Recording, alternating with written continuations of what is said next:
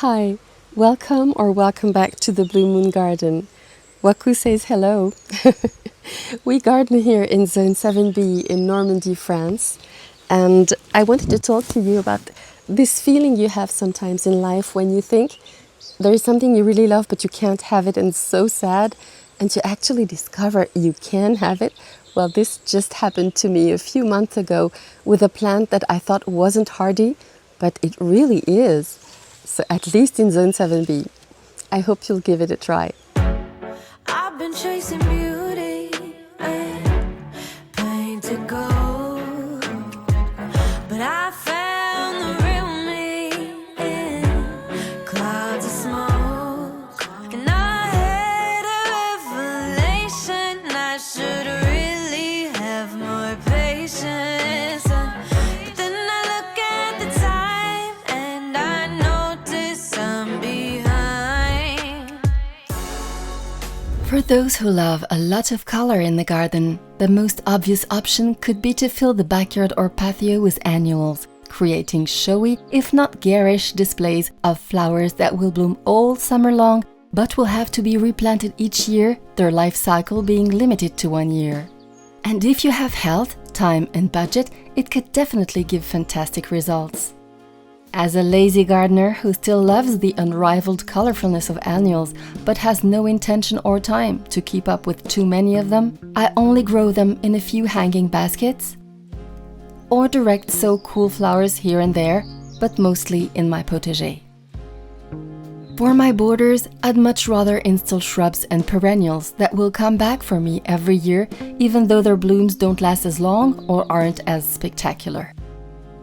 Fortunately, the star of today's video is just as vibrant and long-blooming as an annual, but will come back year after year in zone 7 to 10, depending on the cultivars.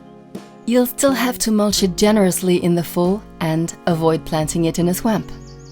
And this was quite a surprise for me, because they were long considered too tender for my zone, and I had simply given up on them. The other day, I was in a restaurant that has a magnificent terrace full of flowers. There was a huge clump of Alstroemeria, and I asked the owner if she sheltered them during the winter. She said that they were perfectly hardy. She just sheared them back in the fall and covered them with a thick mulch. They would come back stronger and larger the following spring. Now that I had hope, I started investigating more on these plants, since I had always loved their looks but knew very little about them. One thing I knew though was that their vernacular name was Peruvian lily, and if they had been true lilies, this could mean two things that would both be a huge problem for me. First, they would be the prey of the very cute yet horribly voracious red lily beetle. Secondly, and definitely more terrifying, true lily's pollen is very toxic to pets, and though Waku doesn't usually munch on plants, I try to avoid flowers that can drop toxic pollen on his fur in case he ingests the pollen when washing himself. The good news is, despite their common name, Peruvian lilies aren't lilies in the botanical sense of the word, just as daylilies or water lilies aren't true lilies. So, no red lily beetle problem. But what about toxicity? We have to be aware that many, if not the majority, of our cultivated flowers are actually toxic to some degree, and some can even be lethal if ingested. Alstroemerias have a sap that can be irritating to some people and cause digestive trouble to pets, but they're not considered deadly, contrary to true lilies. So you'll have to take into account your pet's tendency to munch on plants before welcoming Alstroemerias into your borders. And keep in mind that I'm no toxicity specialist, so always make your own research before installing a plant in your garden. Our sweet little Waku isn't the least interested in them, so I grow them serenely. Let's talk a bit about varieties. I bought almost all of my Alstroemeria from a specialized breeder located in the Anjou region of France.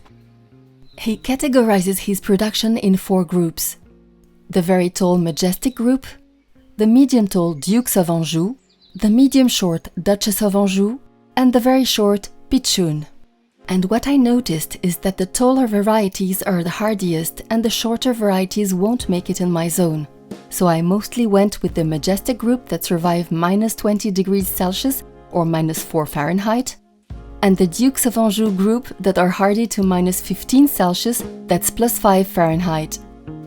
The others can be grown in pots and sheltered during the winter. I don't know if this rule of taller equals hardier is valid for all cultivars, but it would seem logical to think so and take the taller ones if you're in the coolest range of the acceptable zones.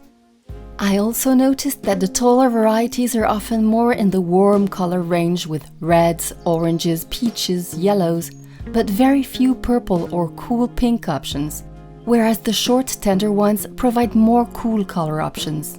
Apparently, the wild Alstroemerias tend to be on the hot side, and breeders are working hard to create cool colors, but they're not the natural tendency of this plant, so they may be more fragile. I like the fact that they bloom all season long from June to first frost, because it makes it exciting to match them with a succession of other plants. I very recently installed them, so I have no footage of what neighbors they would have had in spring or at the beginning of summer. But I like the idea that next year I'll first see them with early bloomers such as Brunneras and Anemone coronarias, then with Salvia amethyst and Geranium roseanne, or with Robina bonariensis as on this end of July scene. Now, in mid-September, they're still blooming together with the Perovskia, Japanese anemones, and late blooming asters. You can choose a red, a pink, or a peachy Alstroemeria and have fun giving it all kind of different neighbors that will create a totally different match throughout the season. About how to take care of this easygoing plant, if you go for the taller varieties, you might have to stake them. I use semicircle peony stakes. And of course, since you'll keep having new blooms emerging from the ground, you can adjust the position of the stake from time to time. Now, here's how to take out the dead flowers. So to recognize that your flower has kind of finished blooming, you will notice these little heads. These little heads, that's after blooming. This and that, this is after blooming. So then you don't cut it. You don't cut the Alstroemeria. You go catch it from the base and you pull it hard from the ground. And you'll see a bit of some kind of a root, not really root, but the base of the stem. This will stimulate the rhizome to produce more flowers. So it's much better to pull it. And if you cut, you're leaving something in the earth that might rot with rain and etc. So it's better just to pull it.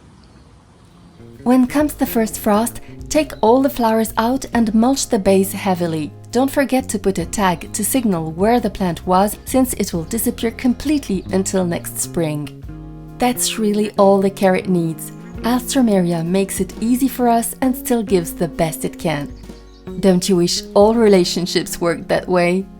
I hope this little portrait of an underrated yet fantastic plant made you want to find a spot for them in your garden, and I'll see you soon for another gardening adventure.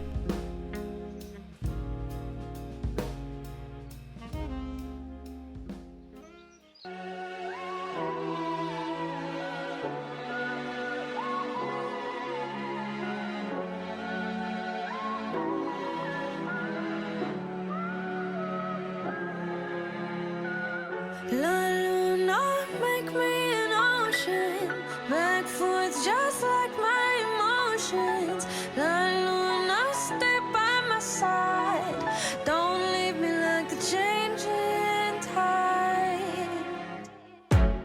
I've been chasing beauty and painted gold, but I found the real me in clouds of smoke.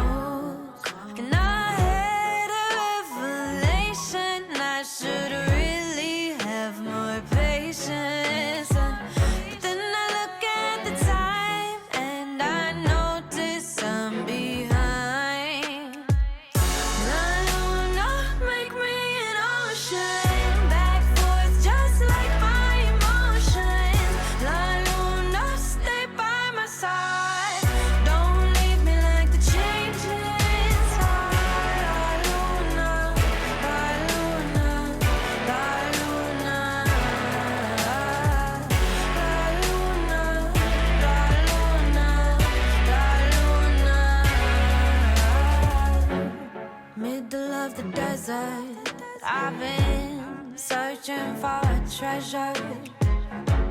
Walking towards the sunset, I'm surprised I haven't made